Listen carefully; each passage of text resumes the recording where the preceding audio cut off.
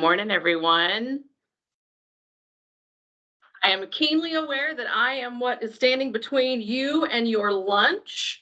So I am going to try to be as efficient as I can, and I'm going to keep my camera off because I want you to focus on the 3 C's during this presentation: compliance, checklist, and the expertly curated cat memes that are on the slides that you're about to see. Let me move this. All right, give me 1 second because I'm the technical difficulties right now. Doesn't look like it's moving on my end. Oh, yep. Okay. Not look like the slides are moving on my end. Okay, thank you for confirming, Sherry. So maybe I'll need to share it a different way. Can you use the left and right buttons? The arrows? Do that. Yeah, there we go. It moved on my end. Can you see? Yes. Fantastic. Thank you. Okay, so why do we monitor for compliance? DHCD does not monitor grantees to play gotcha. We're not trying to find out if you've done something wrong and that we get to be like, aha, you messed up. That is not the intention of the compliance monitoring. We monitor grantees because HUD monitors us. So the majority of the information and documentation that we are requesting from you, HUD will request from us. So we're looking out for each other. We are looking out for you and you are looking out for us. That way, if a project gets monitored by a higher level, we are all covered because we are in it together. We all adhere to the same federal rules and federal regulations. So that's why we monitor for compliance. We want to make sure that we are doing what we are supposed to do based on the federal and state regulations. So before you even have a compliance review or a monitoring visit, and please know I will use those terms interchangeably throughout my presentation today. Before the review even starts, begin with the end in mind. That's not the first time you've heard that phrase this week. We are really trying to emphasize thinking about the end of the project, thinking about the successful project that you've completed, the culmination of your why, and that can start with preparing your paperwork as soon as you get that CDBG or ARC or ARS IPR Flex contract. So the first thing you're going to want to do is organize your files. I know that sounds very basic, but if you start with organized files, when the paperwork starts rolling in and life starts coming at you, both professionally and personally, you'll know where to organize your paperwork because you already set yourself up. You've taken care of future you by organizing your files right away. And our recommendation is that you organize your files based on the compliance review checklist. That way, when your PA asks for specific documentation to go with a specific checklist, you will have your files organized by that checklist. And I know you're thinking to yourself, but Kathy, I don't know what that looks like. I haven't had a compliance review yet. What do the checklists look like? Fear not. In a few slides, I will show you an example compliance document checklist and that you'll be able to access after the workshop so that you can go ahead and get a jump start on organizing your files. The next is to clearly label your files. You've heard the past 2 days that we have a preference for labeling files. That way it makes it easy for us to find those files when we either save them from an email or when we download them from CAMS. And our preference is to have the project number, the project name, and the type of document that it is referring to. So if this were for Possumville, it would be 21-21 Possumville Water Phase 1 executed contract. So please do clearly label your files in a way that is understandable to not only you, but your PA or anyone else who may need to access those files during a compliance review. The next is save documents as PDFs. It is so easy to save as a PDF, and it makes it easy for us to download, save, and share those documents throughout our compliance review. And we also prefer that these documents are saved as a single PDF.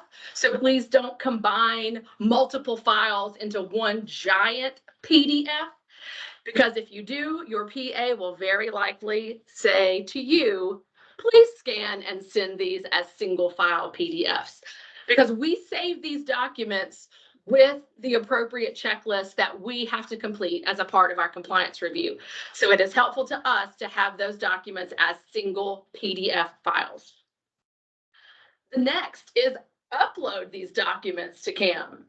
Upload as much documentation to CAMS as you can based on the guidance from your PA, because if you have a lot of documentation already uploaded into CAMS, less documentation will be requested from you at the time of the compliance review, because your PA will already have access to some of the required documentation. And last, it's review the annual and final report template that Dr. Melissa Mason will send to you at the time of your CDBG contract, so that you will know what information you are expected to track annually and at the end of your project, because that information is going to be consistent throughout. Any questions on the before the review before I move to the next slide?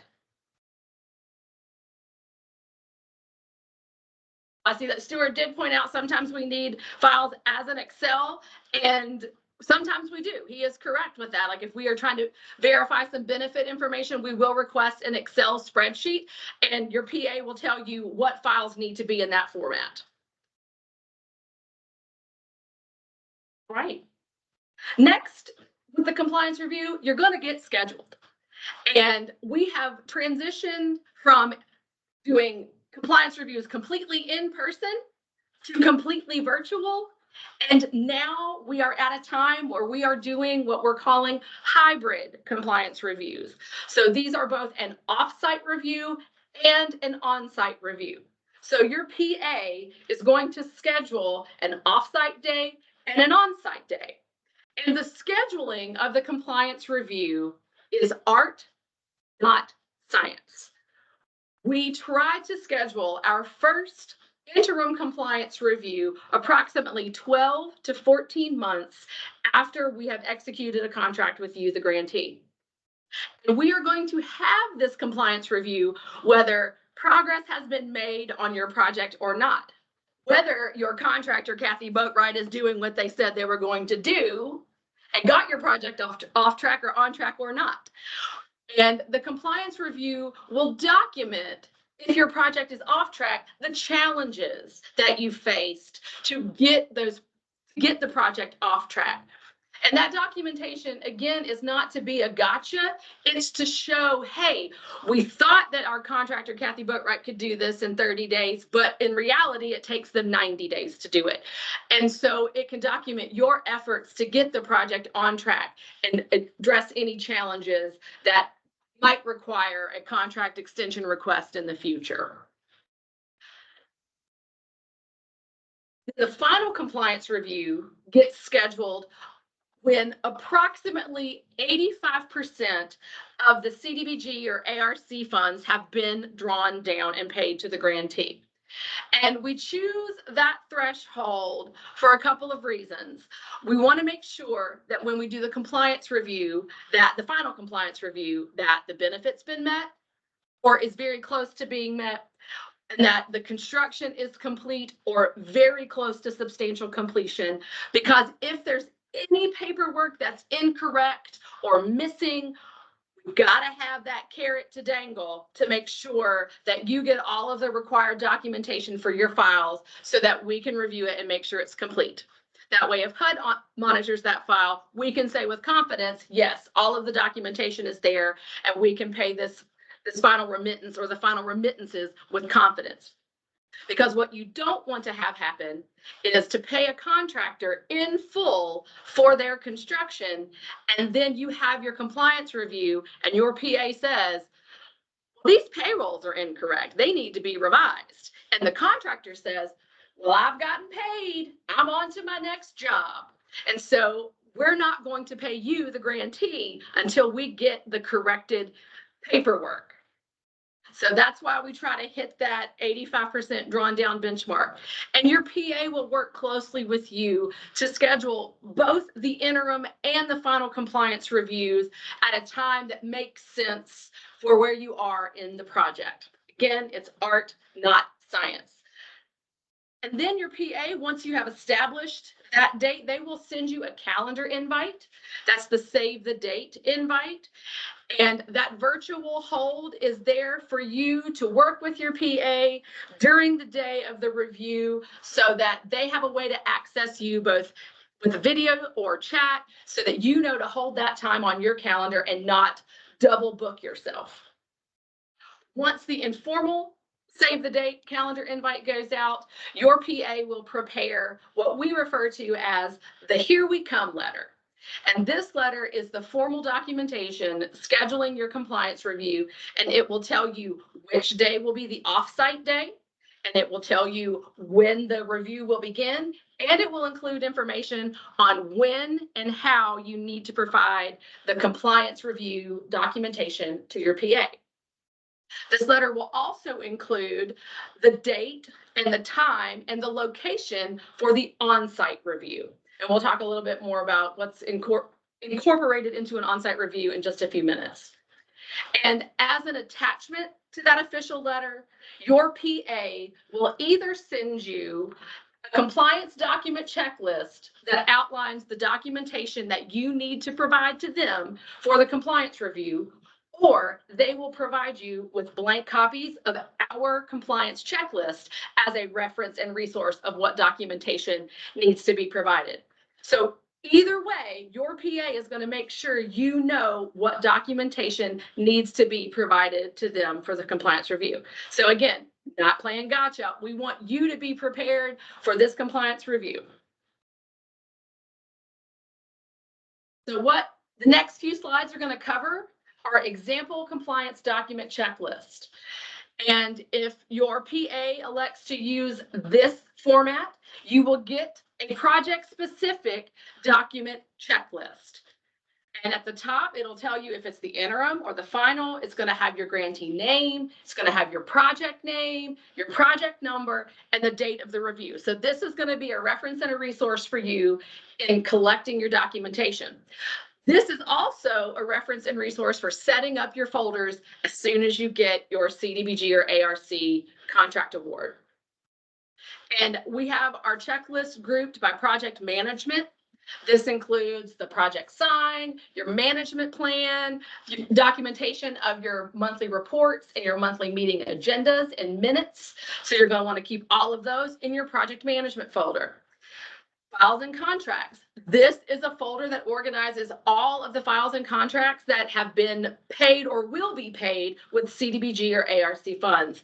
And one important note for this folder, if you have a contract that is a non-construction contract, you do need to include the attachment to all non-construction contracts, which is in Appendix 10 of the Grant Management Manual, because your PA will look for that with the contracts. So any executed contracts and any contract amendments that are paid with CDBG or ARC funds would be kept in that file, including your contract with DHCD.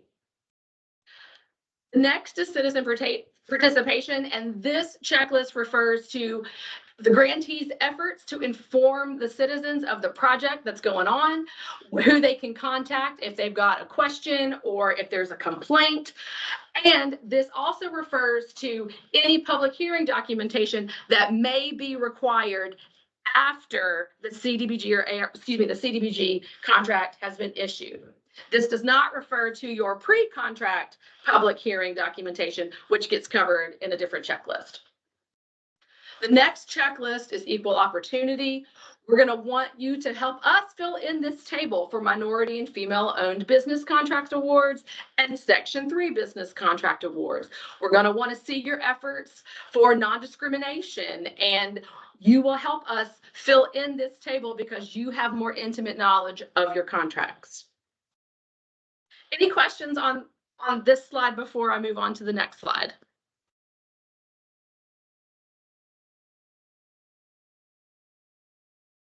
I hear none, I see none, so I will move on.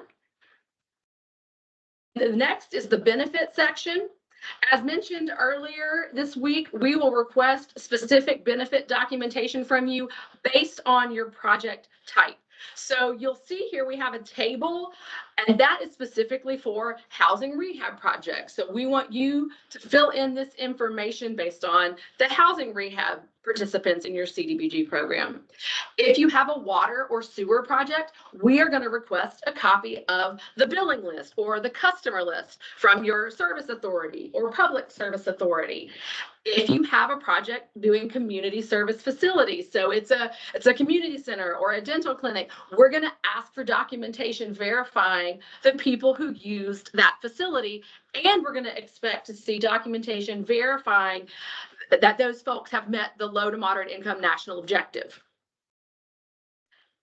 The bottom of the second slide here, or the second white square, we have the financial piece. We're going to want to see all of your financial documentation, not just the CDBG or ARC documentation.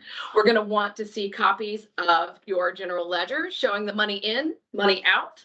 We're going to want to see copies of the EDI statements confirming that the funds did get deposited, and the corresponding bank statements to verify that. We're going to want to see proof of payment for all project-related expenses, whether we paid those expenses or a non-CDBG or ARC funding source paid for those expenses. And if there are budget revisions, we want to see that your files have documented those budget revision requests. Next up is procurement.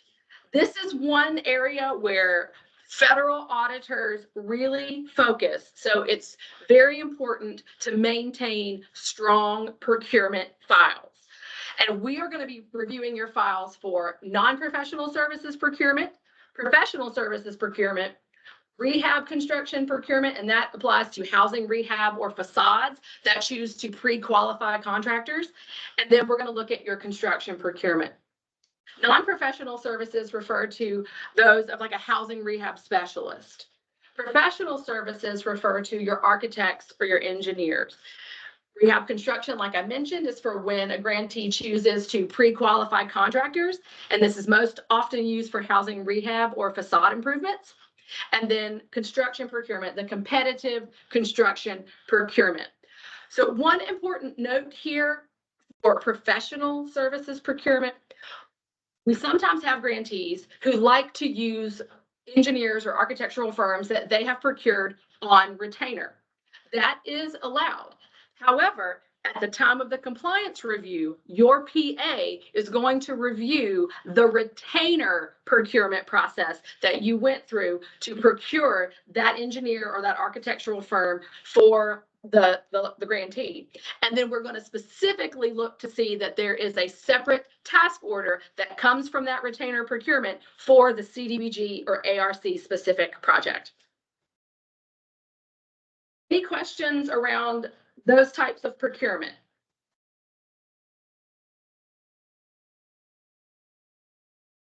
One type of procurement that is not included on this checklist, but one that we will be reviewing for during compliance reviews, is the procurement of goods or materials. If CDBG or ARC funds is used for the procurement of goods or materials, we've got to verify that you follow the Virginia Public Procurement Act, and you've got to make sure that you maintain quotes, maintain that documentation in your files for compliance reviews. If you have received those quotes through a phone call, that is allowed, but you do have to document that phone call, the date, the time, who you spoke with, what company, what materials or goods you received quotes for over the phone, and maintain that documentation in your file so that it can be reviewed at the time of the compliance review. Last but certainly not least in this example compliance document checklist is labor standards. This is often a heavy lift for you, the grantee, or your grant manager, contract compliance officer. So this will be tailored specifically to your project, and we will review at least 25% of the payrolls for your general contractor and each of your subcontractors. And if the PA finds a lot of errors or inconsistencies in that paperwork, your PA will ask to look at 100% of the payrolls for your general contractor or the subcontractors in question. So you will need to maintain these files, and this is where the paperwork gets really thick. Your binders will be full and you will have a lot of paperwork on file, but to minimize the amount of paperwork that you have to provide at the time of the compliance review, your PA will randomly select the weeks of payrolls for you to submit for the compliance review. So you will work closely with your PA to nail that down so that you don't have to scan in and send 60 weeks of payrolls to your PA. Any questions about the labor standards piece before I touch on Build America, Buy America?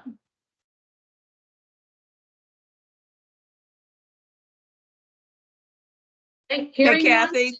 Yes. Hey, this is Amanda. I'm just reminded of the phrase that goes, if you don't have time to do it right the first time, when are you going to have time to do it over? That's a great quote.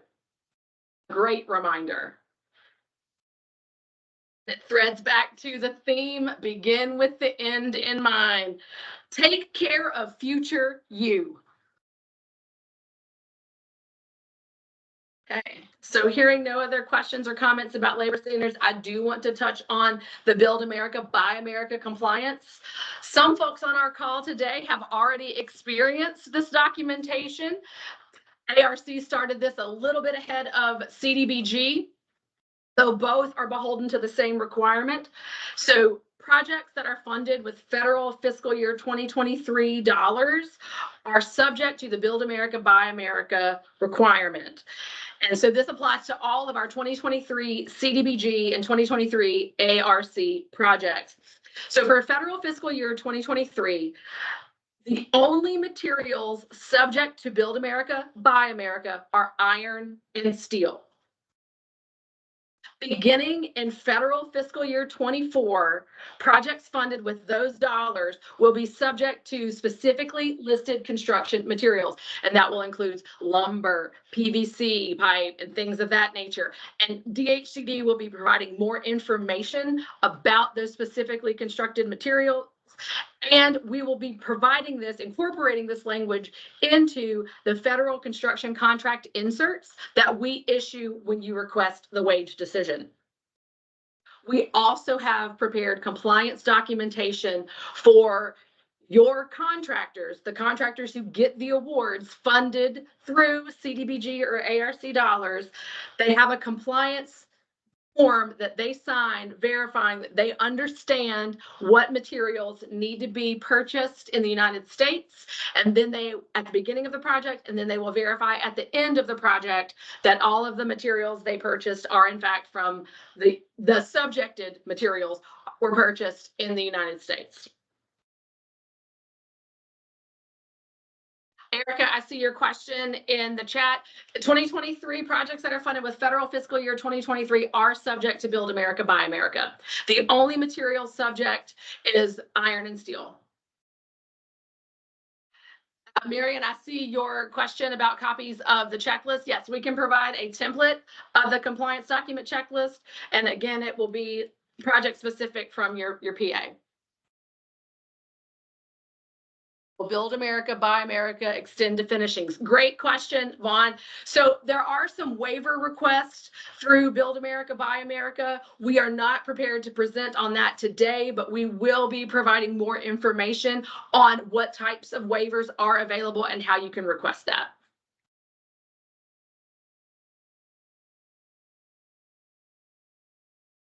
I have a question. Yeah. Kathy, is the iron and steel just for infrastructure only for 2023? Iron and steel, regardless of the project type. Oh. That's Okay. my understanding. But iron and steel are mostly involved with public infrastructure projects. Okay.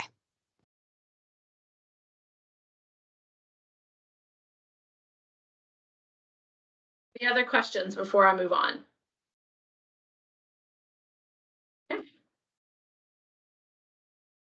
Okay, so now that you've gotten a glimpse of what type of documentation will be requested from your PA for a compliance review, this is what goes on during the offsite review.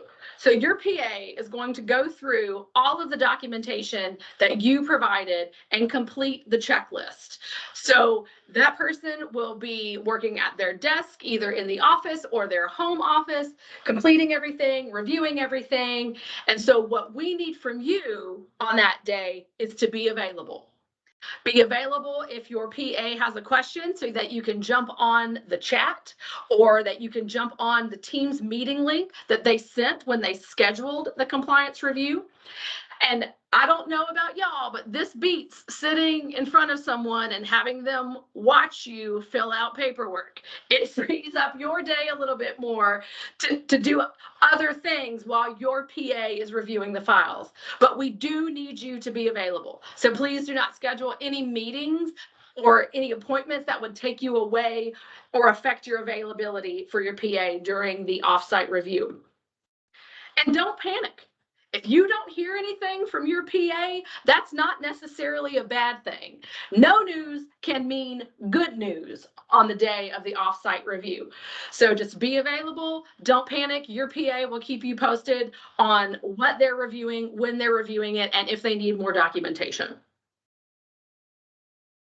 Then after the offsite review, there will be an on-site review.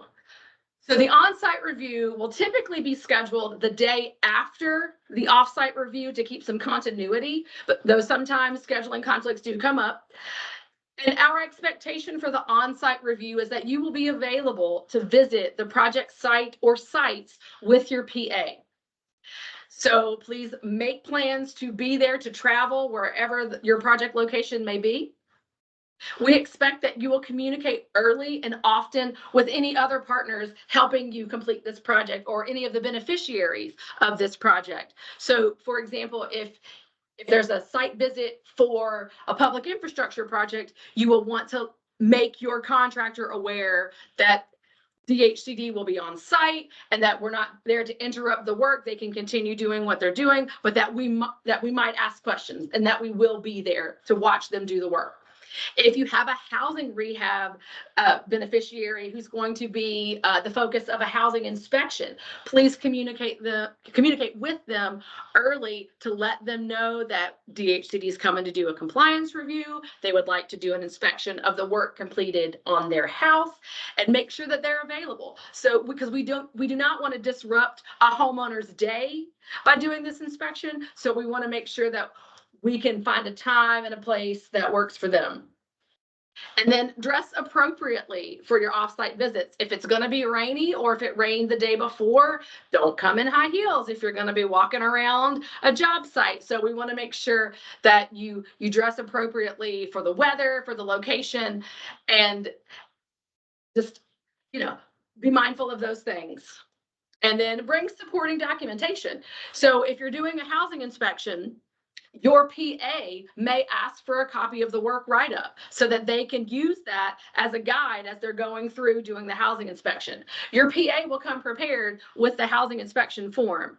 The work write-up, the final work write-up, is helpful for them to use as a cross-reference when completing their housing inspection. So any supporting documentation that would be helpful for you and for the PA, be sure to bring that when you have your on-site review.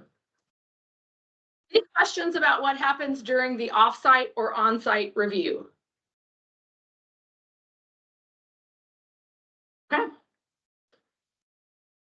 So the on-site and off-site review are complete. And so then your PA will prepare what we refer to as the letter of findings. And before they do that, they are going to schedule a virtual or in-person debrief with you, the grantee, or your grant manager and your contract labor compliance officer to go over all of the information that they reviewed during the compliance review. This includes both the good, the bad, the ugly. So the reason why we do this is so that there will be no surprises when you receive the formal letter of findings, which is the formal documentation capturing and documenting that the monitoring took place. And we'd like to schedule these virtual or in-person debriefs the last day of the compliance review whenever possible. If there is a scheduling conflict and you can't be there, those can be scheduled at a later date, but it will be scheduled prior to you receiving your letter of findings. And if for some reason there is a concern or an issue or a finding that comes to light during the compliance review, it will get captured in that letter of findings, and it will include an action step that must be taken on your part to get back into compliance. And if there is an action part, you have to provide documentation back to your PA, and then the PA will then prepare the letter to clear the compliance review. And it's important that there are no concerns, findings, or unresolved issues, because if there are, it slows down DHCD's payment of a request to you, the grantee. So you're going to begin with the end in mind and have your files set up and organized, and you're going to document everything. So when the compliance review takes place, there will not be any concerns, findings, or unresolved issues, right? I'll answer for you, right? Any questions before I move on? Okay. That leads me to the end. Our reminders, set up your files. There we go. I see it in the chat. Thank you. Set up your files as soon as possible and organize them based on the compliance document checklist. And the grant management manual that will be released soon is going to suggest this in a more detailed format than what you see in the compliance document checklist, because it will benefit y'all and it will benefit us to have our files organized that way. Scan your files as PDFs, as single PDFs. Clearly name all of your files. Maintain documents that must have original signatures. As Elizabeth mentioned yesterday, the certified weekly payrolls must have those original signatures. So do maintain copies of those in your files. Your PA will ask to look at those. And meet deadlines. If your PA gives you a deadline before, during, or after the compliance review, please work very hard to meet those deadlines so that it doesn't delay anything related to the review. And if you can't meet that deadline, communicate that with your PA. And as always, follow the guidance from your PA on your project. They are going to work with you from beginning to end to make sure that your project is successful and that your why becomes reality. That's it for me and my presentation. I can take any questions if there are any.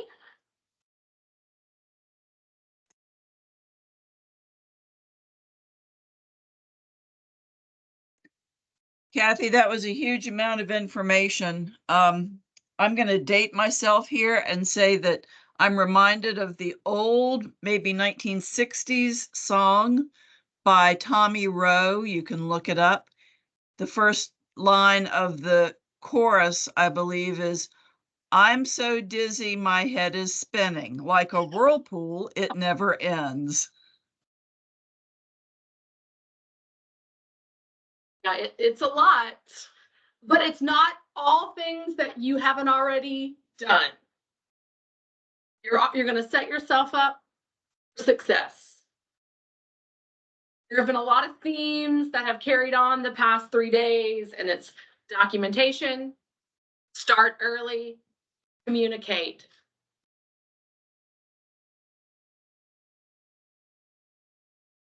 All right. Thank